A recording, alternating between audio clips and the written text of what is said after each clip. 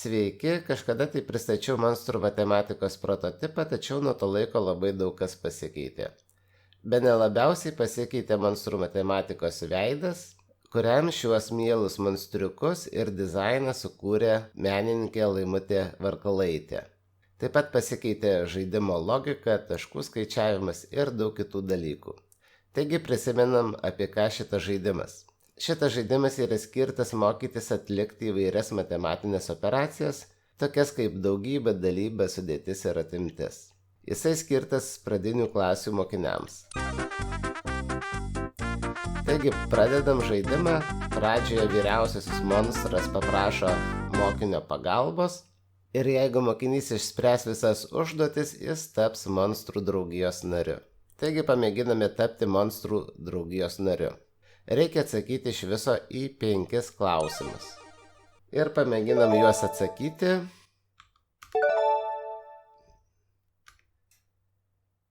Man visai neblogai sekasi. Galiu padaryti ir tam tikrą leistiną kiekį klaidų. Norint pasitikrinti rezultatą, įvestą skaičių galime patikrinti tiesiog spausdami mygtuką tikrinti arba tiesiog paspausdami Enter. Taip pat, kaip matote, viršuje bėga laikas ir mums svarbu per tą laiką spėti atsakyti į reikiamą kiekį klausimų. Ir jeigu pavyko, tai mes gauname štai šitokią žinutę, kur matote visus monstrų matematikos veikėjus ir kvietimą žaisti dar kartą. Aišku, šiek tiek kitoks langas yra tuomet, kai mums nepavyksta. Tuomet pasiūloma pamėginti dar kartą ir įveikti visas užduotis. Tai toks tas žaidimas ir turbūt suprantate, kad galime mokytis labai įvairių dalykų.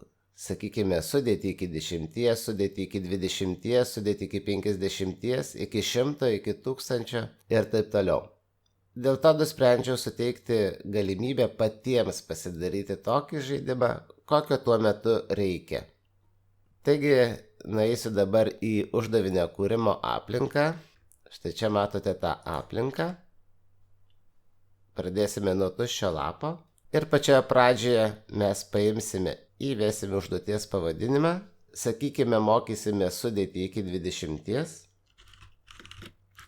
Toliau galime įvesti trumpą užduoties pavadinimą. Tai bus EPSO pavadinimas. Įvedame klausimų kiekį.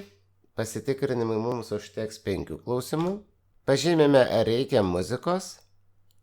Pažymime, ar reikia laikinio apribojimo. Įvedame trukmę sekundėmis. Priedą, kiek gaudame papildomų sekundžių, jeigu teisingai atsakome į klausimą. Ir baudą, kiek sekundžių atima, jeigu mes neteisingai atsakome į klausimą. Pasirenkam matematinę operaciją. Ir tuomet pagal formulę A plus B lygu C, na vietoj pliuso čia gali būti daugybė, dalybė ir panašiai, mes surašome reikšmes. Jeigu mokame skaičiuoti iki 20, tai tegul pirmas skaičius būna nuo 1 iki 10. Antras skaičius, kad tie skaičiai nesigautų labai maži, tegul būna nuo 5 iki 10. Ir atsakymo galimas variantas, kaip matote, bus nuo 6 iki 20. Čia yra įveikimo procentas, kiek klausimų reikia atsakyti tam, kad įveikti šitą užduotį. Na, sakykime, 80 procentų. Tai jeigu 5 klausimai, tai reikės atsakyti į 4 klausimus. Čia, kurie vardas ir pavardė, tai yra jūsų, to žmogaus, kuris sukuria šitą užduotį, ir unikalus ID. Čia galime mes unikaliai pasivadinti savo kūrinį, tačiau užtenka dešinėje pusėje paimti ir paspausti štai šitą mygtuką ir mums jį sugeneruos. Tai būtų beveik viskas. Tačiau, ką mes siūlytumėm padaryti prieš publikuojant, tai paimti ir ištestuoti paketą. Tam, kad pasižiūrėti, ar neliko kokių nors klaidų. Matote, štai čia atsirado mūsų žaidimas. Mes jį pamėginam. Vėlgi, klausimai yra 5. Tik tai tiek, kad šį kartą, kaip matote, skaičiai yra didesni, nes mes padarėme skaičiavimą iki 20. Na ir matote, vyksta mūsų žaidimas. Man kaip niekada sekasi atsakyti į klausimus. Taigi, mes šitą sesiją ir baigėme. Taigi, kai matote, viskas tvarkoje, klaidų nebuvo, niekas niekur neužstrigo ir dėl to mes galime sukonstruoti ir paskelbti serveryje. Tai mes ir padarome, dabar tikrintis jau nereikia. Ką mes galime pabandyti padaryti, tai paimti, nusikopijuoti publikavimo nuorodą ir pasižiūrėti, kaip mūsų žaidimas veikia atskirame lange. Tai va, matome mūsų žaidimas kaip ir veikia. Galime žaisti atskirame lange ir taip pat galime dalintis tą nuorodą, kurią mes nusikopijavome. Pabaigai, ką dar reiktų padaryti, tai reikėtų sukonstruoti ir atsisiųsti paketą. Kaip matote, jis atsisiuntė.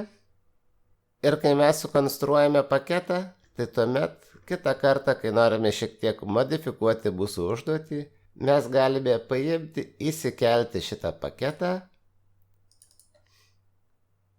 ir jį redaguoti toliau. Kas svarbu tik tai nepamiršti, tai jeigu mes kuriame naują užduotį senos užduoties pagrindu, tai pasikeisti užduoties unikalų identifikatorių. Tai yra paspausti mygtuką dar kartą sugeneruoti jį. Tai viskas, ačiū, kad žiūrėjote, linkiu kurti puikius uždavinius savo mažiesiems.